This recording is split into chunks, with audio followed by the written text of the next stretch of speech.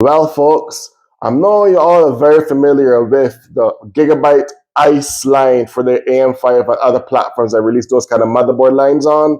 And we, a while back, briefly mentioned of AMD for next gen for Zen 6 doing 12 CCD chiplets instead of 8 CCD chiplets that are currently on.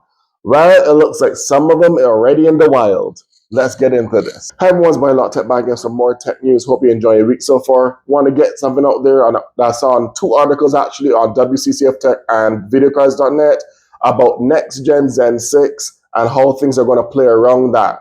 Now, a while back, a few months ago or weeks ago, we discussed Zen 6 and potentially them hitting close to 7 gigahertz or up to 7 gigahertz boost.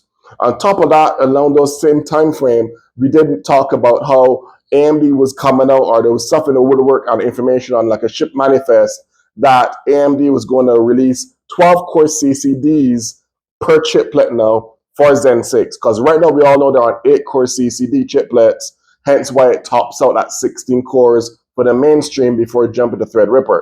Now, if this 12, now these articles, I should say, are now even further confirming that there are going to be 12 core CCDs for Zen 6, meaning the core count on mainstream platforms is going to increase. We're going to break the 16 core barrier, it looks like. Really looking at it now with all the information that's coming out, and we're also going to break the 8 core CCD barrier. Now, with this now, the current memory config for the RAM sticks on current AM5 motherboards, it only has one memory controller. Hence why with frequency is limited, and not all of them, very few of them hit the actual 8,000 megahertz advertised, because that chipset can only hold so much pressure as far as how much performance they're going to squeeze out of these RAM 6 or RAM kits that we get nowadays. Now, with the new one, they're switching the configuration. I think they're calling it A2, B2 or something like that. They're changing the whole memory configuration. So instead of A1, B1 is going to be A2, B2 or something around those lines, meaning or identifying as having two memory controllers now. Note, we currently have, like I said, one memory controller for the RAM kits, but the new Zen 6 platform that got out in the wild is going to have two memory card controller. So this could be a lot of things. This could be another step closer to mean that we can get quad channel back, or it could also mean that we can have more stable frequencies and the default is not going to be 5600 megahertz anymore. Because everyone's saying the sweet spot for AMD is 6000 megahertz, and 6000 megahertz has been consistently working for everyone for all motherboards.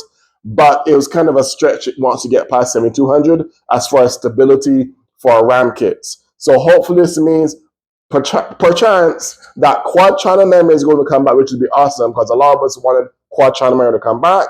And secondly, that the memory control will be more stable to a point where you could probably potentially actually have a higher baseline megahertz frequency instead of a 5600 megahertz. Maybe the new two chip memory core controller thing is going to have default baseline maybe 6000, and now maybe that will allow us to go even higher and not worry about compatibility issues if this memory controller does what it's supposed to do.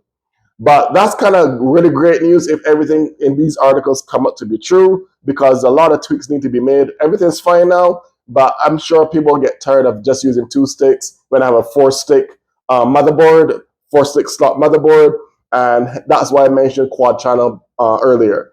But it's kind of exciting. It looks like Gigabyte might be getting it first from what the articles are saying. Hence why it said X870i ICE ITX motherboard. They also briefly mentioned ASUS and MSI could be next in line as far as doing this with a new different memory controller orientation for the RAM channels, the RAM kit channels. So hopefully more soon than later we get more information on if this is actually a full-blown thing. And if it is, and it goes across all the major manufacturers for the mainstream, that'd be great news. And again, I hope that this new tweaks and motivation for innovating different things and make things easier and more compatible is going to help stabilize pricing on the market for motherboards or in technology in general, because everything is like crazy right now for the most part. And even motherboards are trying to follow the video card route of getting charged arm and leg for them for just a couple more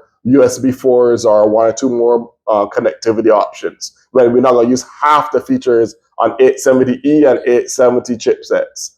But that's probably why they released the B850, or most people recommend still B650, because B650 is still good. You may not need to go all the way to the 8 series chipset.